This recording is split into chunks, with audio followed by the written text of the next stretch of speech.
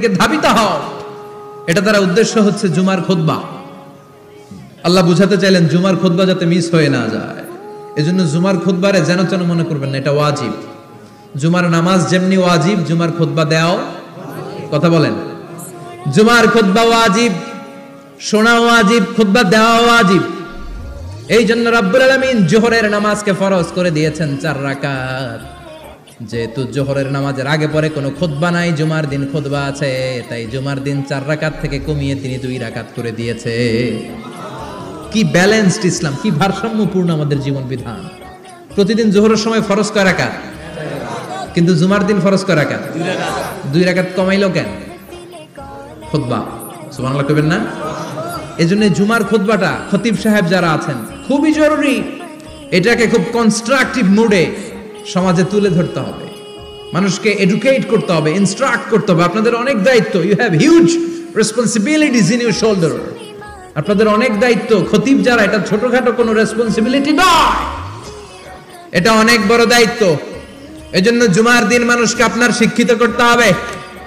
এই জুমার খুতবা, জুমার আলোচনার সাথে পৃথিবীর কোনো আলোচনার কোনো মিল নাই, কারণ জুমার আলোচনা সব সময় অন টাইম, একটা নির্ধারিত সময়ে হয়। পৃথিবীর অন্য কোনো আলোচনা নির্ধারিত সময়ে হয় নাকি? কথা কন। আমরা বক্তারা নির্ধারিত সময়ে মাইক পাই, কথা কন। কোনোদিন 8টায়, কোনোদিন 9টায়, আজকে বসছি কয়টায়? কিন্তু জুমার খুতবার এটা চেঞ্জ হয়। কি বরকতের একটা জলসা! ওই দিন সবাই আসতে হয় মসজিদে। ফুল টাইম নামাজি এরা আসে, পার্ট টাইম নামাজি এরা আসে, বেনামাজি এরাও আসে, আস্তিক এরা আসে, নাস্তিক এরাও আসে, আওয়ামী লীগ আসে, বিএনপি আসে, জাতীয় পার্টি আসে, জামাত ইসলাম আসে, হেফাজতে ইসলাম আসে, তাবলিগের ভাইয়েরা আসে, পীরের মুরিদেরা আসে, সবাই আসে। তাহলে এটা জরুরি দিন না? তাফসির মাহফিলের সাথে জুমার একটা মৌলিক পার্থক্য হচ্ছে, তাফসির মাহফিল আমাদের ধরে রাখতে হয়। কি করতে হয়? ধরে না রাখলে শ্রোতা উঠে যায়। কিন্তু জুমার খুতবা কি ধরে রাখা লাগে? কথা কন। ওঠার সুযোগ আছে, কারণ সামনে কি জুমার নামাজ। সুবহানাল্লাহ কইবেন না? এটা অনেক জরুরি। এজন্য জুমার খুতবা যারা দেন এরা বিশ্বনবীর দায়িত্ব পালন করেন। আল্লাহু আকবার। বিশ্বনবীর মাদানী ইনিংস কয় বছরের? 10 বছর। বিশ্বনবীর মাদানী ইনিংস শুরু হয়েছে মসজিদে নববী তৈরি করার মধ্য দিয়ে। বিশ্বনবী মসজিদে নববী তৈরি করার পর মসজিদে নববীর খতিব হিসেবে দায়িত্ব নিলেন। সুবহানাল্লাহ। বিশ্বনবী 1টা 2টা 5টা 10টা না, মসজিদে নববীতেই 10 বছরের ইনিংসে 500টারও বেশি জুমার খুতবা দিয়েছেন। সুবহানাল্লাহ। বাড়িতে যায় বলেন কত খুতবা?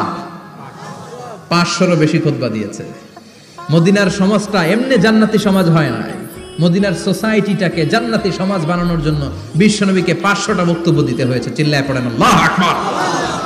প্রতি সপ্তাহে যে আয়াতগুলো নাজিল হতো বিশ্বনবী এগুলো নিয়ে কথা বলতেন। এই সপ্তাহে যে সমস্ত আয়াতগুলো নাজিল হলো ওই আয়াতগুলো নিয়ে বিশ্বনবী জুমার দিন খুতবার মধ্যে কথা বলতেন।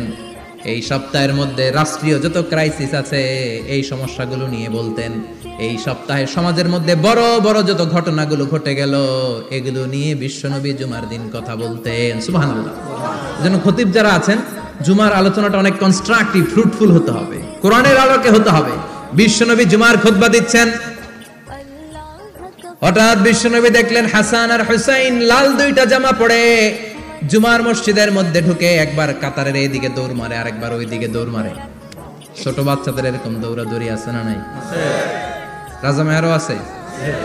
ছোট বাচ্চাদেরকে মসজিদে ঢুকতে দেন তো না বের করে দেন? বের করে দেয়। সর্বনাশ।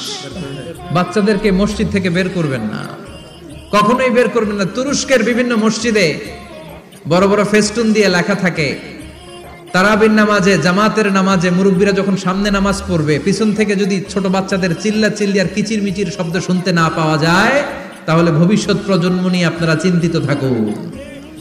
পিছনে যদি বাচ্চাদের হই হুল্লোড় না থাকে, চিল্লা ফাল্লা না থাকে, তার মানে নেক্সট জেনারেশন এগুলো মুসল্লি হবে না, এগুলো হবে ডাকাত। এজন্য এরা বিভিন্ন প্রজেক্ট চালু করেছে। 40 দিন টানা ফজরের নামাজ যে ছোট বাচ্চারা মসজিদে এসে পড়বে ওই প্রজেক্টের আওতা থেকে একটা করে সাইকেল দিয়ে দেওয়া হচ্ছে। সুবহানাল্লাহ কইবেন না? কুয়েতে আরেকটা প্রজেক্ট করছে, ফজরের নামাজে মুসল্লি নাই, কুয়েতের এই প্রজেক্ট হচ্ছে marriage project, second marriage project, দ্বিতীয় বিবাহ প্রকল্প। কি কাজ এই প্রকল্পের? তারা ঘোষণা দিল মসজিদে ফজরের সালাতে মুসল্লি পাওয়া যায় না, তো যারা যারা ফজরের নামাজে মসজিদে আসবে না, টাইমলি আসবে না, তাদেরকে মসজিদের টাকা দিয়ে মসজিদের অর্থায়নে দ্বিতীয় বিবাহের ব্যবস্থা করে দেওয়া হবে। এই ঘোষণা দেওয়ার পর থেকে ওই এলাকার কোনো মহিলার তাহাজ্জুদ মিস হয় না। ফজর তো অনেক দূরে, তাহাজ্জুদের সময় থেকে হাজবেন্ডে ডাকা শুরু করে, মসজিদে যাও, তাড়াতাড়ি তাড়াতাড়ি কোথায় যাও, কারণ মসজিদে না গেলে দ্বিতীয় বিয়ে আছে না নাই? সুবহানাল্লাহ কইবেন না? What a project, what a project, কত চমৎকার প্রজেক্ট। এই প্রজেক্টগুলো নেওয়ার দরকার আছে না নাই? এজন্য ছোট বাচ্চাদেরকে মসজিদ থেকে তাড়িয়ে দেওয়া যাবে, এদেরকেও নিয়ে যাবে।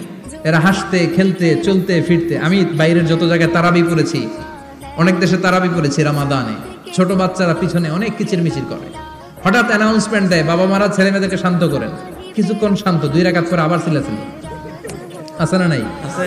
ওরা যদি না চিল্লায়, ওরা যদি লাফালাফি না করে, লাফালাফি কি 80 বছরের মুরব্বী করবে? কথা কয় না। মুরব্বী লাফালাফি করলে এটা মানাবে? ছোট বাচ্চারা লাফালাফি করবে, একজন আরেকজনের কামড় দিবে, কাঁচের গ্লাস ভাঙবে, এটাই পৃথিবীর সৌন্দর্য। চিল্লায় বলেন ঠিক কিনা?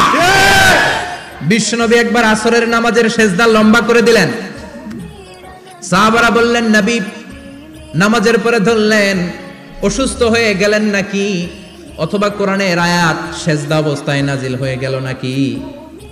আসরের সেজদা তো এত লম্বা করতে কখনো দেখি নাই রে নবী। বিশ্বনবী বললেন না, অসুস্থ হই নাই, কোরআনের আয়াত নাজিল হয় নাই, আমি যখন সেজদায় লুটিয়ে পড়েছি, আমার কলিজার টুকরা নাতি হাসান আমার কাঁধের উপরে চেপে বসেছে, আমি যদি সেজদা থেকে মাথা উঠাই হাসানের কষ্ট হয়ে যাবে, তাই আসরের একটা সেজদা আমি ইচ্ছা করেই লম্বা করে দিয়েছি। কি নবী ছিল, কি মায়া ছিল নাতিদের সাথে। হাসান হুসাইন, বিশ্বনবী যে নবী হচ্ছে সব নবীদেরও সর্দার, ওই নবীরে ঘোড়া বানায়া, বিশ্বনবীর বাবরি চুল ছিল তো ওই চুল ধরে এরকম ঘোরা ঘোরা খেলতো, বিশ্বনবীর কাঁধে বসে বিশ্বনবীর বাবরি চুল টেনে টেনে